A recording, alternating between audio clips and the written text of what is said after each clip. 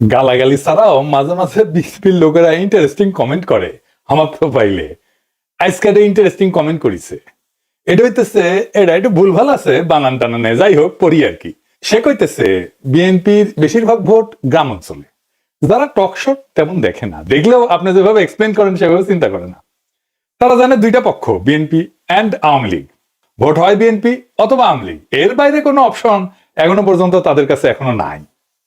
কর্মীদের মনোবল চাঙ্গা করার জন্য অনেক কিছু বলতে হয় দলগুলোকে, এগুলা নির্বাচনও করে দীর্ঘদিন ধরে, কিন্তু নির্বাচনটা ঠিক কিভাবে হয়, কেমনে জয় পরাজয় নির্ধারিত হয় তা নিয়ে জানা বুঝার অভাব যে এই দলগুলোর মধ্যে আছে, তাই মন্তব্য থেকে স্পষ্ট। তবে আজকের এপিসোড সকল রাজনৈতিক দলের জন্য একটা আই ওপেনার হবে, চক্ষু খুলে যাবে, চক্ষু মুইটা ঘুমায় ওরা। আজ এমন কিছু জানবেন যা এই রাজনৈতিক দলগুলো পুরো হিসাব নিকাশ পাল্টাই দিতে পারে।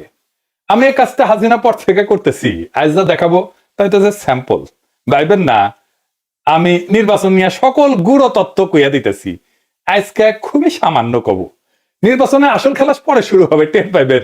আজ শুধু হালকার উপরে ঝাকসা দেখাবো, কোন এক্সটেন্টে এই কাজ যাইতে পারে সেটা বুঝতে পারবেন। আজেন আল্লাহর নামে শুরু করি। আপনারা জানেন কি যে সিলেট সদরে যেই দল জিতে সে দল সরকার গঠন করে। সবাই কইতো সিলেট এক আসনে জাদুর প্রদীপ আছে, এই জন্য রাজনৈতিক দলগুলো সিলেট এক আসন থেকে নির্বাচনী প্রচার শুরু করে। কথাটা অবশ্য পুরাপুরি সত্য না, কারণ 1986 সালে এইখানে হুমায়ুন রশিদ চৌধুরী জিতেছিল স্বতন্ত্র প্রার্থী হিসাবে। স্বতন্ত্র প্রার্থী তো সরকার গঠন করে না। যাই হোক, তবে বাংলাদেশের মাত্র কয়েকটা আসন, মাত্র কয়েকটা 85টা আসন, এই আসনে আপনি সংখ্যাগরিষ্ঠতা পাইলে আপনি সরকার গঠন করতে পারবেন, গ্যারান্টেড। এই 85টা আসনে সংখ্যাগরিষ্ঠতা পাইলে আপনি সারা দেশে পাইবেন সংখ্যাগরিষ্ঠতা। সে আসনগুলা কোনগুলা, এটাই হইতেছে আজকের স্যাম্পল। তবে আমি বুঝাই দেব যে কেনই বা বলতেছি এই 85টা আসনগুলোতে সংখ্যাগরিষ্ঠতা পাইলে সরকার গঠন করতে পারবেন। এই আসনগুলো কোনগুলা আসেন সেটা এবার দেখি। বাংলাদেশের শহর আর নগরের সিটগুলা এই 85টা আসন। তাহলে নগরের সিটগুলো কিভাবে আইডেন্টিফাই করবেন? সিটি কর্পোরেশন আছে যেই সিটে, পৌরসভা আছে যেই সিটে, এছাড়া সংসদীয় আসনগুলোর একটা ছোট অংশ আছে যা মিশ্র প্রকৃতির, যেখানে শহর এবং গ্রাম উভয় এলাকারই ভোটার অন্তর্ভুক্ত থাকে। এদেরও নাগরিক ভোটারদের মতো ক্যারেক্টার থাকে, শহর বা নগরের আসনগুলোর মতো এগুলো আচরণ করে। এই মিশ্র আসনগুলোকে যুক্ত করলে আমরা বাংলাদেশের নগরায়নের একটা পূর্ণ চিত্র কিন্তু পাবো। আমি 3টা ভাগের তালিকাটা উপস্থাপন করতেছি। 1 নাম্বার, এটিতে পাশে লিখে দেন, পূর্ণাঙ্গ নগর আসন, যেগুলো মূলত সিটি কর্পোরেশন এলাকা নিয়ে গঠিত। 2 নাম্বার, পৌরসভা কেন্দ্রিক আসন, যেগুলো মূলত জেলা শহরের পৌরসভা নিয়ে গঠিত। 3 নাম্বার, মিশ্র প্রকৃতির আসন, যেখানে উল্লেখযোগ্য শহর বা পৌর এলাকা থাকলেও একটা বড় অংশ গ্রাম নিয়ে গঠিত। তাইলে আমরা আসনগুলো এবার একটু বুঝে দেখি কোনটা কোনটা। 1 নাম্বার, পূর্ণাঙ্গ নগর আসন, যেগুলো সিটি কর্পোরেশন ভিত্তিক। এই আসনগুলো প্রায় সম্পূর্ণভাবে সিটি কর্পোরেশন এলাকার মধ্যে অবস্থিত। ঢাকা বিভাগে যেমন ধরেন ঢাকা 4, ঢাকা 5, ঢাকা 6, ঢাকা 7, ঢাকা 8, ঢাকা 9, ঢাকা 10, ঢাকা 11, ঢাকা 12, ঢাকা 13, ঢাকা 14, ঢাকা 15, ঢাকা 16, ঢাকা 17, ঢাকা 18, গাজীপুর 2, নারায়ণগঞ্জ 5, এইগুলো হইতেছে ঢাকা বিভাগের সিটি কর্পোরেশনের আসন। চট্টগ্রাম বিভাগ, চট্টগ্রাম 9, চট্টগ্রাম 10 এবং চট্টগ্রাম 11। রাজশাহী বিভাগ, রাজশাহী 2, খুলনা বিভাগ, খুলনা 2, সিলেট বিভাগ, সিলেট 1, বরিশাল বিভাগ, বরিশাল 5, রংপুর বিভাগ, রংপুর 3, ময়মনসিংহ বিভাগ, ময়মনসিংহ 4। মোট পূর্ণাঙ্গ নগর আসন যা সিটি কর্পোরেশন এলাকা, এটা 26টা। এরপরে আসেন পৌরসভা কেন্দ্রিক আসন, এটা মূলত জেলা শহর ভিত্তিক। এই আসনগুলোর কেন্দ্রবিন্দু হইলে সংশ্লিষ্ট জেলা শহরের পৌরসভা। ঢাকা বিভাগে যেমন নরসিংদী 1, টাঙ্গাইল 5, কিশোরগঞ্জ 1, মানিকগঞ্জ 3, মুন্সিগঞ্জ 3, রাজবাড়ী 1, মাদারীপুর 2, শরীয়তপুর 1, ফরিদপুর 3। চট্টগ্রাম বিভাগে কুমিল্লা 6, ব্রাহ্মণবাড়িয়া 3, চাঁদপুর 3, নোয়াখালী 4, ফেনী 2, লক্ষ্মীপুর 3, কক্সবাজার 3। রাজশাহী বিভাগ বগুড়া 6, পাবনা 5, সিরাজগঞ্জ 2, নওগাঁ 5, নাটোর 2, চাঁপাইনবাবগঞ্জ 3, জয়পুরহাট 1।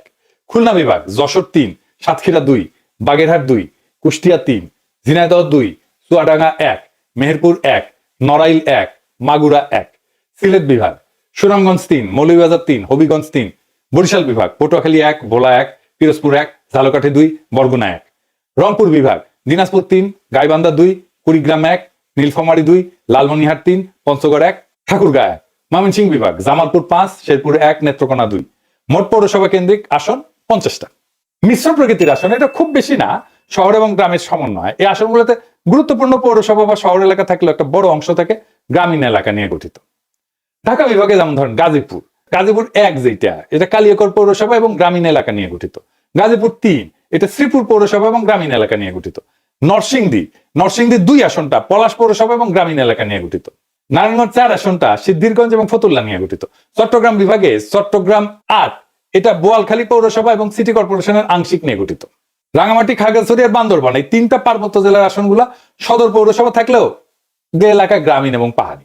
খুলনা বিভাগে খুলনা 3, এটা খালিশপুর শিল্পাঞ্চল এবং দীঘলিয়া উপজেলার অংশ নিয়ে গঠিত। মোট মিশ্র প্রকৃতির আসন হইতেছে 9টা। সব মিলায় নগর, পৌর এবং মিশ্র আসন মিলায় মোট আসন 85টা। তো আসেন এগুলো দেখি, এই আসনগুলোর নির্বাচনের ফলাফল কি ছিল, আর এই ফলাফলটা সরকার গঠনে ভূমিকা রাখছিল কিনা। এইটা বাংলাদেশের রাজনৈতিক ইতিহাস বিশ্লেষণের জন্য গুরুত্বপূর্ণ। এই বিশ্লেষণটা বাংলাদেশের রাজনৈতিক গতি প্রকৃতি বোঝার জন্য খুবই গুরুত্বপূর্ণ। নগর বা নাগরিক ভোটের প্রবণতা আসলেই সরকার গঠনে মূল ভূমিকা রাখে কিনা তা আমরা 1991 থেকে 2008 সালের নির্বাচনের ফলাফল বিশ্লেষণ করে দেখব এবং নগর কেন্দ্রিক আসনগুলোর ফলাফল বিশ্লেষণ করে একটা চূড়ান্ত সিদ্ধান্তে আসবো। প্রথমে আসেন 1991 সাল, পঞ্চম সংসদ নির্বাচন। 1991 সালের নির্বাচনে বিএনপি একটা বিস্ময়কর জয় পেয়ে সরকার গঠন করে। যদিও তারা একক সংখ্যাগরিষ্ঠতা পায়নি, কিন্তু জামাত ইসলামের সমর্থনে সরকার গঠন করতে সমর্থ হয়। বিএনপি এই যে 85টা আসন, এই আসনগুলোর মধ্যে প্রায় 45 থেকে 50টা আসনে জয়লাভ করে। বিশেষ করে ঢাকা এবং চট্টগ্রামের আসনগুলোতে তারা ভালো ফলাফল করে। আওয়ামী লীগ প্রায় 30 থেকে 35টা আসনে জয়ী হয়। সারা দেশের ফলাফল বিএনপি 140টা আসন, আওয়ামী লীগ 88টা আসন। তার মানে 1991 সালে দেখা যাচ্ছে যে দল নগর এবং পৌরসভা কেন্দ্রিক আসনে আগাইছিল বিএনপি, তারাই সরকার গঠন করছে। এরপরে আসেন 1996 সালের নির্বাচন। এই নির্বাচনে আওয়ামী লীগ দীর্ঘ 21 বছর পর ক্ষমতায় ফিরে আসে। এটা ছিল একটা অত্যন্ত প্রতিদ্বন্দ্বিতাপূর্ণ নির্বাচন। এই নির্বাচনের আগে একটা মেলা গ্যাঞ্জাম হয়েছিল, না জেনারেল নাসিম কু করতে চাইছিল। যাই হোক, ওই প্রসঙ্গে আর না আসি। তো আওয়ামী লীগ এই আসনগুলোর মধ্যে প্রায় 50 থেকে 55টা আসনে জয়লাভ করে। এই নগরের আসনগুলোতে ঢাকা মহানগর সহ অনেক জেলা শহরে আওয়ামী লীগ ভালো ফল করে। বিএনপি প্রায় 25 থেকে 30টা আসনে জয়লাভ করে। সারা দেশের ফলাফল হইতেছে আওয়ামী লীগ 146টা আসন, বিএনপি 116টা আসন পায়। 1993 সালেও একই প্রবণতা দেখা যায়। যেই দল নগর পৌরসভা কেন্দ্রিক আসনে সুস্পষ্টভাবে আগাইছিল যেমন আওয়ামী লীগ, তারাই সরকার গঠন করতে সক্ষম হয়। এবার আসেন 2001 থেকে 2008 সালের নির্বাচনের ফলাফল দেখি। 2001-এর 8ম জাতীয় সংসদ নির্বাচন, বিএনপি জামাত জোট 85টার মধ্যে 73টা আসন পায়। 2008-এর 9ম জাতীয় সংসদ নির্বাচনে আওয়ামী লীগ মহাজোট 85টার মধ্যে 77টা আসন পায়। 2001-এর 8ম জাতীয় সংসদ নির্বাচনে বিএনপি জামাত নেতৃত্বাধীন 4 দলীয় জোট ভূমিধ্বস জয় পায়। নগর পৌরসভা কেন্দ্রিক আসনগুলোতে তাদের ব্যাপক আধিপত্য দেখা যায়।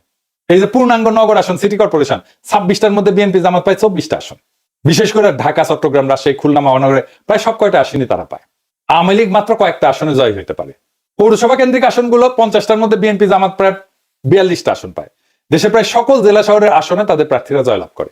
আওয়ামী লীগ প্রায় 8টা আসনে জয় হয়। মিশ্র প্রকৃতির আসন 9টার মধ্যে বিএনপি জামাত জোট পায় 7টা আসন, আর আওয়ামী লীগ প্রায় মাত্র 2টা। তার মানে নগর, আধা নগর এলাকার ভোটাররা মূলত জামাত বিএনপি জোটকে সমর্থন দিয়েছিল 2001 সালের নির্বাচনে। এটা ছিল আওয়ামী লীগের জন্য একটা বড় বিপর্যয়। 2008 সালের নির্বাচন, নবম জাতীয় সংসদ নির্বাচন।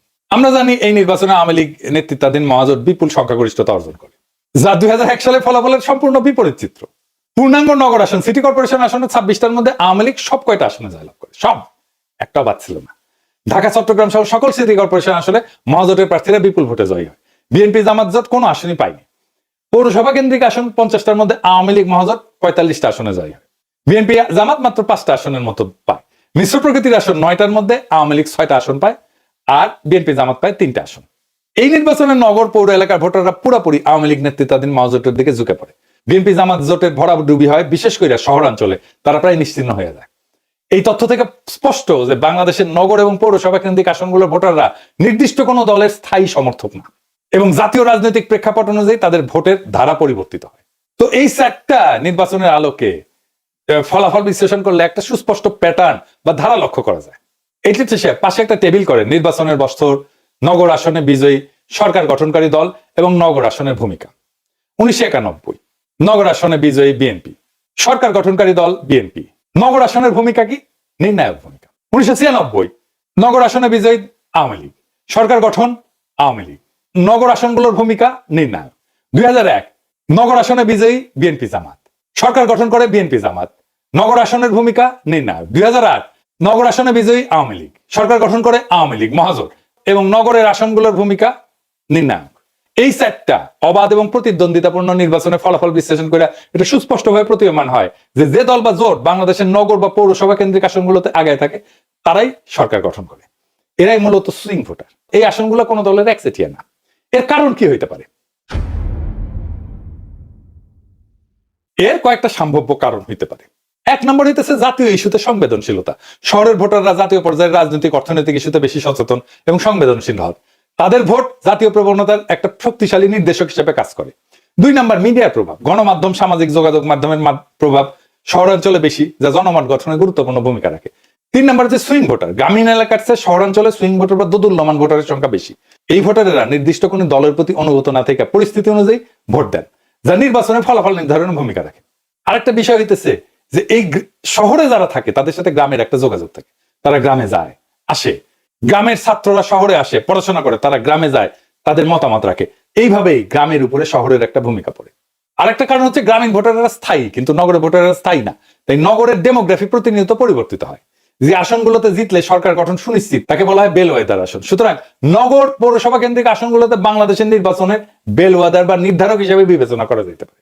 তার উপরে আরো কিছু ইস্যু যুক্ত হয়েছে, যেমন ধরেন জেনজি ভোটার হয়েছে। এইবার হাসিনা আমাদের ভোট দিতে দেয় নাই, তাই এবারে ভোটে কোন রাজনৈতিক দল ন্যূনতম মাত্রায় কারচুপি বা ভোট কেন্দ্র দখল করতে পারবে না। Full stop. ভারত ইস্যুতে রাজনৈতিক দলের অবস্থান ভোটের ক্ষেত্রে ভূমিকা রাখবে। এই নির্বাচনে সোশ্যাল মিডিয়া বিরাট ভূমিকা পালন করবে, যাকে বিএনপি শুরুতেই শত্রু বানায় ফেলছে।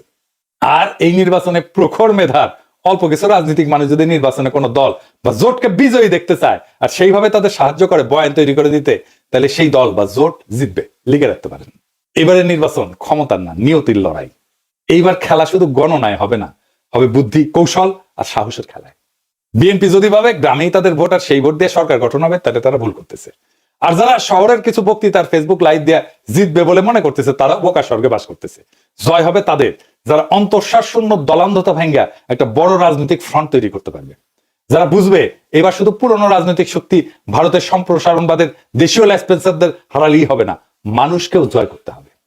হয়তো এখনো বিএনপি সংখ্যায় খানিকটা আগায়, কিন্তু এই সংখ্যা কিছুই না যদি চিন্তা না থাকে, যদি বয়ান না থাকে, যদি মেধার নেতৃত্ব না থাকে। এই লড়াই শুধু পোস্টার আর মিছিলের না, এই লড়াই বয়ানের, আদর্শের, প্ল্যানের, দখলের। আর যারা শহরের ভোটারদের সোশ্যাল মিডিয়াকে শত্রু মনে করে, তারা বুঝে না নতুন ভোটারদের যুদ্ধ এখন ফোনের স্ক্রিনে শুরু হয় আর মাঠে গিয়ে শেষ হয়। কিন্তু এখনো সময় আছে। যারা পুরনো ব্যবস্থার পতন চায়, নতুন রাষ্ট্র করতে চায়, যারা সত্যিই জিততে চায়, তাদের দলের বাইরের দেশপ্রেমিক শক্তিগুলোকে সাথে নিতে হবে। একটা ঐক্যবদ্ধ ফ্রন্ট গঠন করে মেধার শানিত অস্ত্র নিয়ে মাঠে নামতে হবে। কারণ এইবার জয় হবে তারা যারা ভয় পায় না আর বিশ্বাস করে জনগণের শক্তিতে, যারা প্রখর মেধায় বলিয়ান। ইনকিলাব।